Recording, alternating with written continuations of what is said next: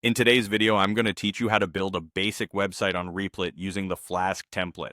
If you want to get a web project off the ground quickly, starting with a template is the fastest way to go.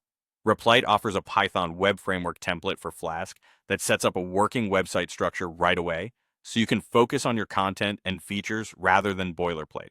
With this template, you don't have to worry about installing dependencies or configuring a server from scratch. The essentials are already wired up. When you open the Flask template, you'll see a few key files and folders. There's a main Python file that starts the app and defines what your website shows, and an HTML file that controls what visitors actually see in their browser.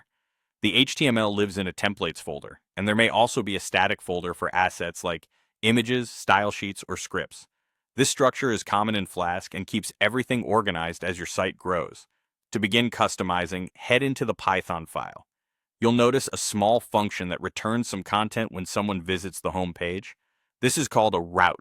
You can edit the text it returns or point it to render an HTML template so you can work with proper markup and styling. If you're new to Flask, just think of the route as the rule that says when someone goes to this address, show this page. Next, open the HTML file in the templates folder. This is where you'll change headings, paragraphs, links, and any layout elements. Make a small edit, like updating the title or adding a short welcome message, to confirm everything is working.